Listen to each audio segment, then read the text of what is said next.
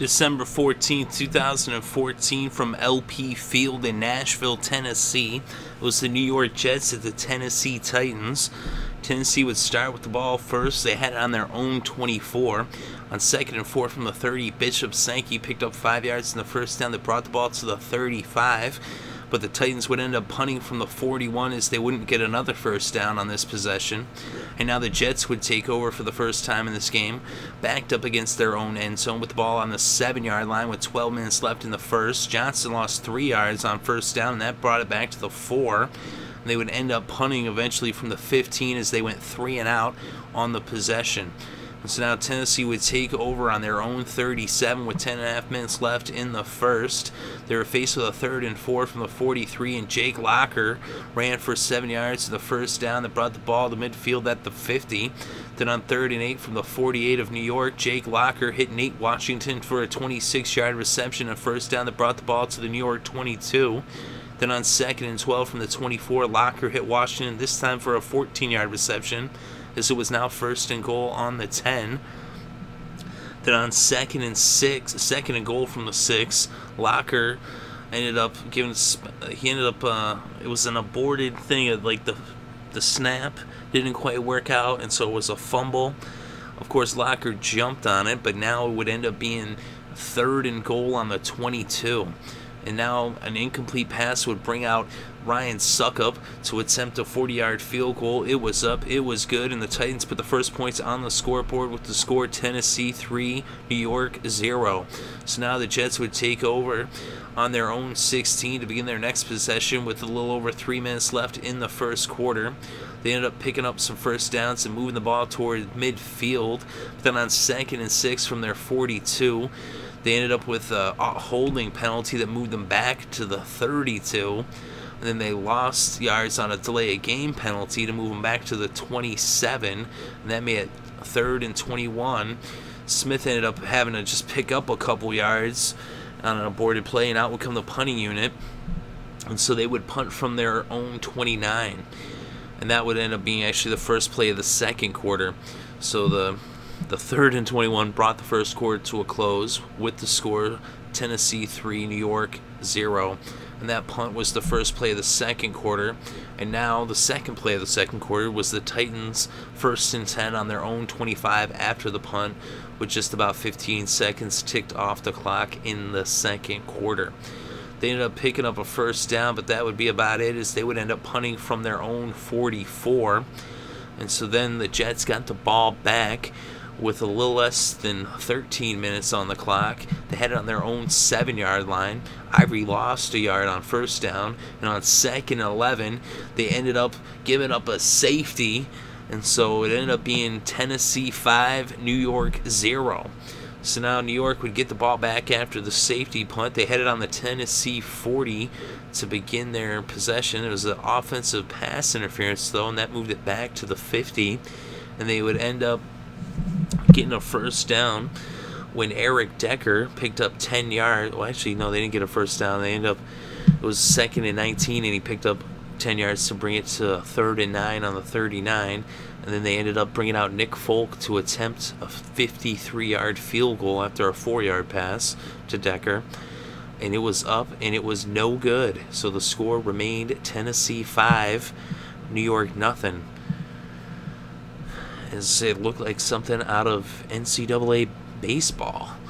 But so now the Titans would take over on their own 43 after the missed field goal by the Yankees. No, but by the Mets.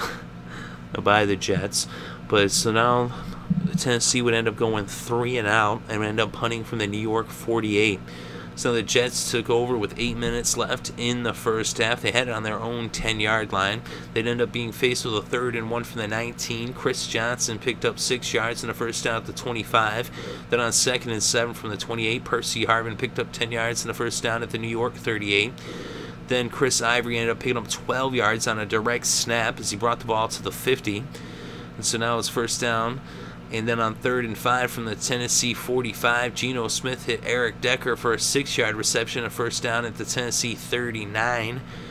But then on 3rd and 9, an incomplete pass would bring out the punting unit. They ended up having a penalty, though, against Tennessee as they ran into the punter.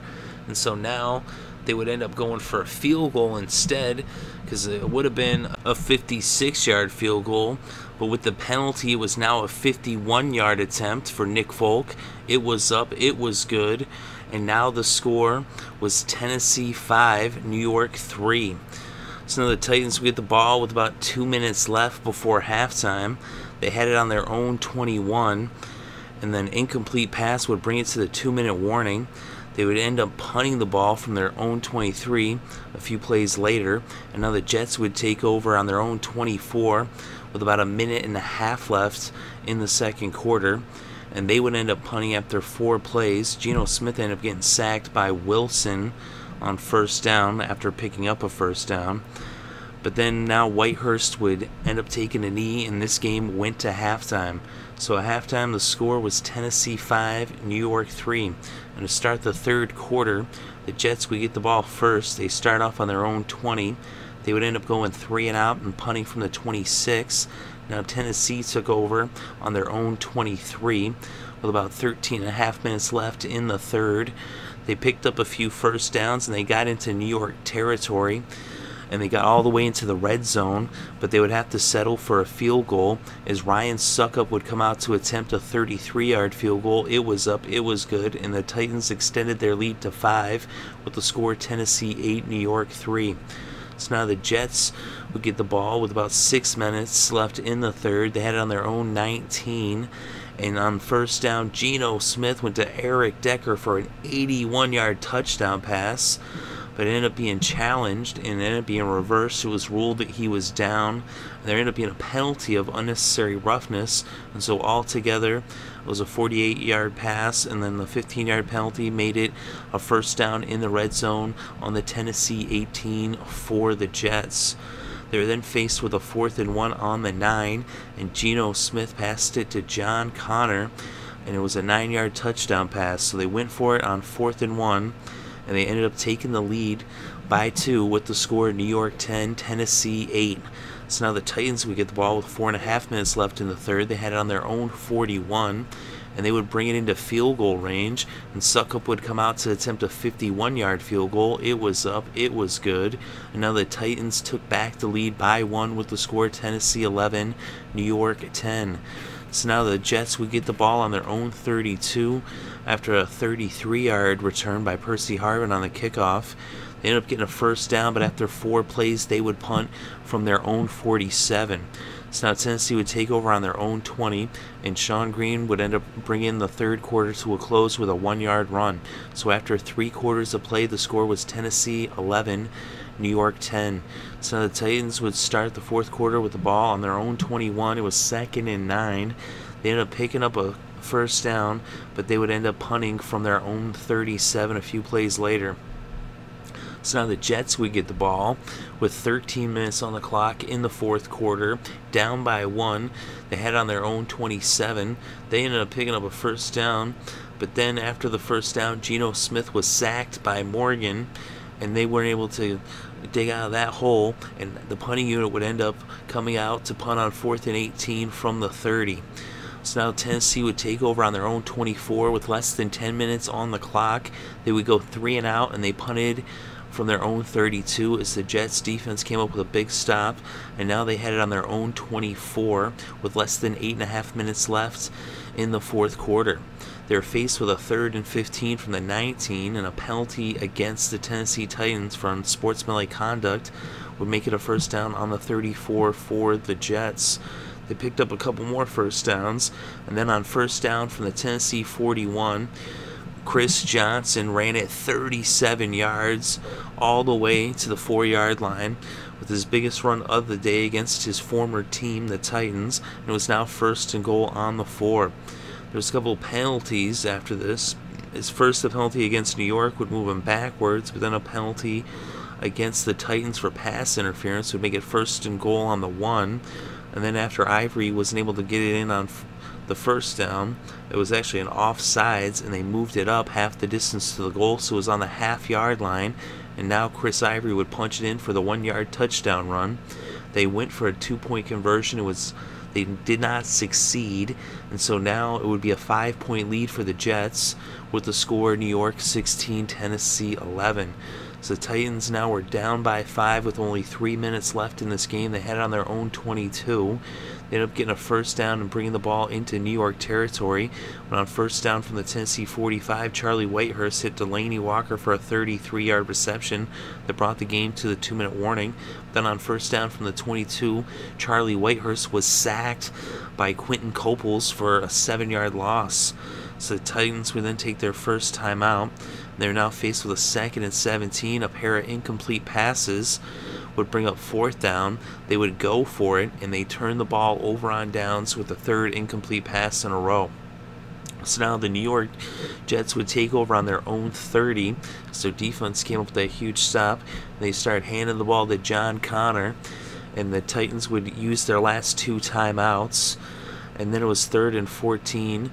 They gave it to Ivory, picked up 2 yards, and then the Jets took a timeout, and now they would bring out the punting unit. So they punted the ball, and the Titans would get it with just 20 seconds left on the clock. And on first down from the 19, Whitehurst hit Washington for a 23-yard reception. He ran up to the line, spiked the ball to stop the clock as they had no timeouts left. There's just 6 seconds now on the clock. An incomplete pass, and the game was over, and Rex Ryan came out on the field. But wait a minute, no, there's 1 second left. So they came back, they had everybody go back to the sideline. It was a little bit of a false end. And so now they had one last play, 3rd and 10 from the 42. Charlie Whitehurst drops back, and he hit McCluster. McCluster ran for 6 yards. He then lateraled it to Nate Washington. He ended up going backwards and then lateraling it to Charlie Whitehurst. Whitehurst ran it for 20 yards, and then he threw it to Delaney Walker.